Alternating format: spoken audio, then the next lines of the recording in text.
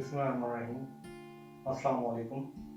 मेरा नाम सुहेल नासिर है और आज मैं जिस टॉपिक पे लेक्चर दे रहा हूँ वो है manual turning programming. Last lecture में हमने मैनुअल फेसिंग प्रोग्रामिंग को डिस्कस किया था। आज हम मैनुअल टर्निंग प्रोग्रामिंग को डिस्कस करेंगे। अब टर्निंग होती क्या है? टर्निंग ऐसा ऑपरेशन है जिसमें वर्क पीस का डायामीटर कम होता है। इसमें हमारे पास एक ब्लैंक साइज है। ब्लैंक साइज में हम देखते हैं कि ये हमारे पास एक रॉ मटेरियल था जिसका डाया 25 मिलीमीटर था, लेकिन जब उसके ऊपर टर्निंग का ऑपरेशन हुआ तो उसका ये जो डाया है ये हमारे पास 15 हो गया। यानी कि इसमें हमारे पास जो इसका सर्कुलर डायामीटर है वो कम होता है। तो इसमें हम देखते हैं कि इसमें कौन से एक्सिस में डेप्थ ऑफ कट होता है और कौन से एक्सिस में इसमें लेंथ या फीड दी जाती है। तो उसके हवाले से हम जरा देखेंगे कि डेप्थ ऑफ कट के लिए कौन सा एक्सिस चूज करेंगे। फॉर एग्जांपल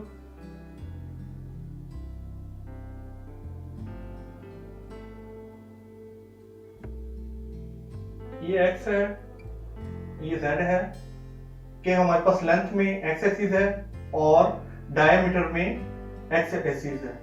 अब हम इसमें देखते हैं, क्योंकि अब जाहिर बात है इसमें डायमीटर कम हो रहा है, तो डायमीटर के कम होने से मुराद है कि x की वैल्यू कम हो रही है। तो इससे हमें आइडिया होता है कि जो डेप्थ ऑफ कट है वो बेसिकली किस में है? x एक्सिस में, जबकि z एक्सिस में फीड दी जाएगी, यानी कि कटिंग का प्रोसेस किया जाएगा। तो इसमें हम उसी तरह फॉर्मेट को देखते हैं कि फॉर्मेट जो इसका है प्रोग्राम बनाने का वो हम उसी को फॉलो करेंगे, जिसमें सबसे पहले प्रोग्राम का नाम, यूनिट डिफाइन करेंगे, होम पोजीशन में टूल को लेके जाएंगे ताकि टूल अगर चेंज होना है तो वो हो सके। इसके बाद जो नेक्स्ट स्टेप है वो है इसका टूल सेटिंग, कि किस नंबर पे टूल लगा हुआ है और ऑफसेट नंबर पे हमने अगर एडिट करना है कोई साइज तो हम ऑफसेट नंबर पे जाके साइज को एडिट कर सकते हैं। क्योंकि जब टूल कटिंग करता है तो टिप जारी बात है घिस जाती है, तो उसके अंदर साइज में जो कमी बेशी आ रही होती है तो उसको हम और वेयर ऑफसेट में जाके चेंज कर सकते हैं। इसके बाद हम वर्क रेफरेंस लेते हैं, यानी कि टूल को वर्क पीस से टच करवा के वर्क पीस के सेंटर पे एक्स और जेड दोनों को 0 करवाते हैं। इसके बाद जो नेक्स्ट स्टेप है, नेक्स्ट स्टेप में हम देखते हैं इसकी सेव पोजीशन। यहां से हम स्टार्ट करते हैं कि इसकी सेव पोजीशन क्या होगी। G00 कोड हम इस्तेमाल करते हैं सेव पोजीशन के लिए। X और Z एक्सिस में हम वैल्यू लेते हैं। अब इसके अकॉर्डिंगली हम देखते हैं कि इसका जो मैक्सिमम डायामीटर है वो 25 मिलीमीटर है। तो इसके अकॉर्डिंगली हम देखेंगे कि सेव पोजीशन क्या होगी एक्स एक्सिस में। और हमारे पास जो टोटल लेंथ है वो 45 मिलीमीटर है, लेकिन इस सेंटर से लेफ्ट साइड पे जो z की वैल्यू है वो माइनस शुरू हो जाती है और राइट साइड पे सेंटर से वो प्लस में वैल्यू होती है। तो इसमें हम x एक्सिस की अगर हम बात करें तो मैक्सिमम डाया 25 है, तो हमारा जो टूल है वो इस जानिब है, यानी कि रियर पोजीशन में है। तो रियर पोजीशन में होने की वजह से जो हमारा टूल है वो वर्क पीस के करीब आएगा। अब हमने उसके डायमीटर के अकॉर्डिंगली देखना है कि टूल को वर्क पीस से थोड़ा सा ऊपर रखना है। तो अब हमारे पास 25 डाया है, तो 25 के अकॉर्डिंगली हम देखते हैं कि जो G00 x की वैल्यू हम 27 रख सकते हैं और इसके साथ z की वैल्यू जाहिर बात है हम वर्क पीस से थोड़ा सा राइट साइड पे रखेंगे, कुछ मिलीमीटर के फासले पे। ये हम खुद एडजस्ट कर सकते हैं, चाहे अपनी मर्जी से हम चेंज वगैरह कर सकते हैं। तो फॉर एग्जांपल हम कह रहे हैं कि 2 मिलीमीटर हमने जो z की वैल्यू है वो दी। अब क्या होगा, टूल मूव करता हुआ आएगा और वो वर्क पीस के कहीं इस पॉइंट पे आके रुक जाएगा, जो कि अगर हम रॉ मटेरियल की बात करें तो इस टाइम ये फॉर एग्जांपल एक रॉ मटेरियल है, इसके ऊपर अभी ऑपरेशन होना है।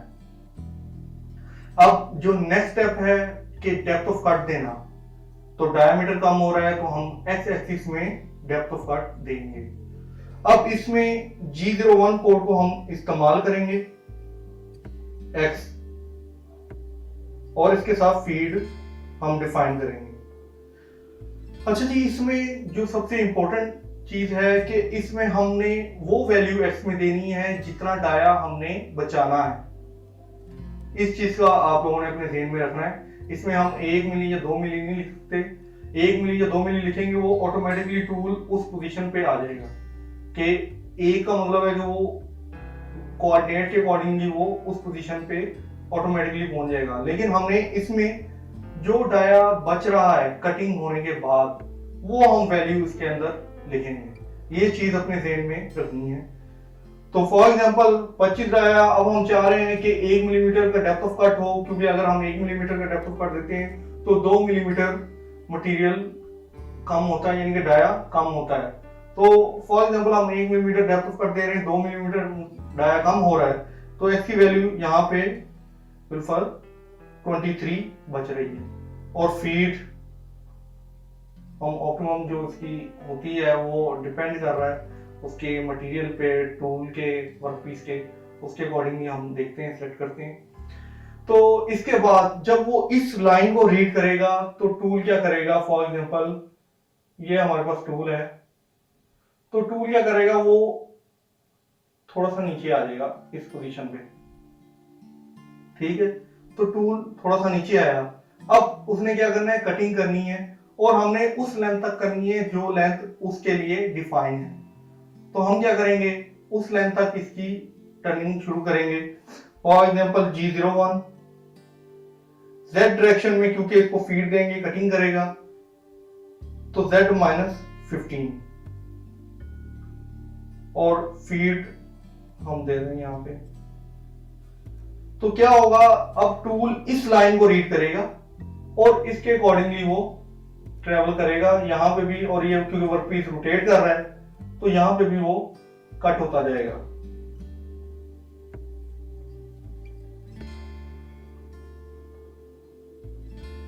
अच्छा जी, अब यहां से फॉर एग्जांपल ये मटेरियल खत्म हो गया।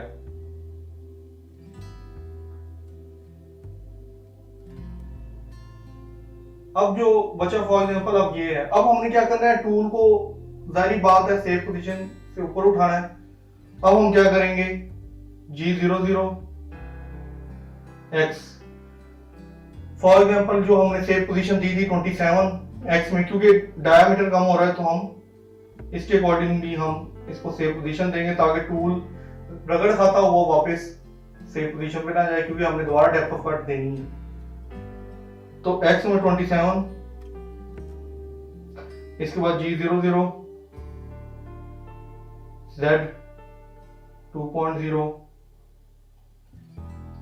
अब इस स्टेप के बाद क्या है, इस स्टेप के बाद अगर हम देखें जो नेक्स्ट स्टेप है वो अब दोबारा हमने डेप्थ ऑफ कट देनी है। तो दोबारा डेप्थ ऑफ कट देंगे हम। फॉर एग्जांपल हम कह रहे हैं कि मजीद 2 मिलीमीटर हम डाया कम करना चाह रहे हैं, तो हम उसके अकॉर्डिंगली वैल्यू यहाँ पे दे देंगे। अगर यहाँ पे 23 था, अब यहाँ पे 21.0।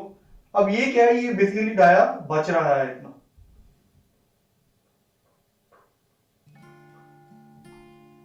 और उतनी ही लेंथ पे हमने टर्निंग करनी है, जो लेंथ डिफाइन होगी वहां तक हमने टर्निंग करनी है। ये अब डिफरेंट स्टेप भी हो सकते हैं। फॉर एग्जांपल अगर इधर 2-3 स्टेप होते तो हमें उसके अकॉर्डिंग ही लेंथ को चूज करना था। ये नहीं कि एक ही लेंथ हमने चूज करते हुए तमाम की तमाम टर्निंग करनी थी, वो फिर एक ही स्टेप बनाएगा। अगर हमारे पास 3-4 स्टेप हैं तो हमने उसके अकॉर्डिंग ही लेंथ को चूज करना है।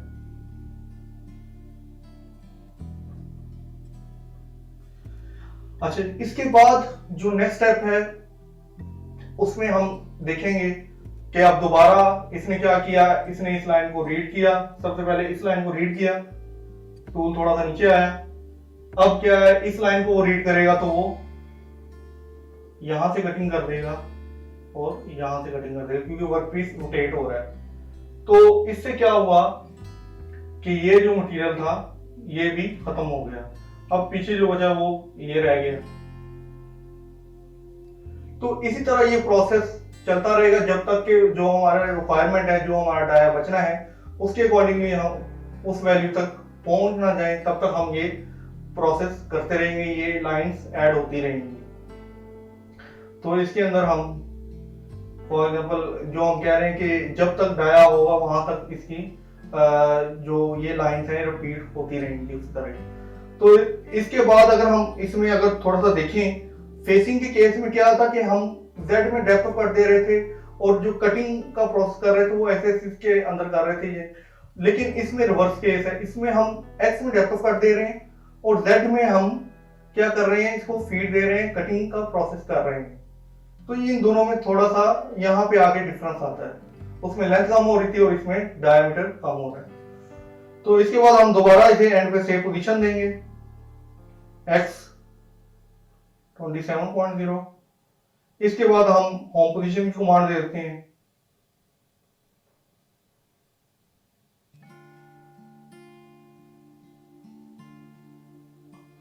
कूलेंट ऑफ कर देते हैं, स्पिंडल स्टॉप और प्रोग्राम एंड और रीसेट। ये बेसिकली स्टेप है इसके कि मैनुअल की जो टर्निंग है, मैनुअल टर्निंग प्रोग्राम कैसे हमने तैयार करना है। मैं उम्मीद करता हूँ कि आप लोगों को इस लेक्चर की समझ आई होगी।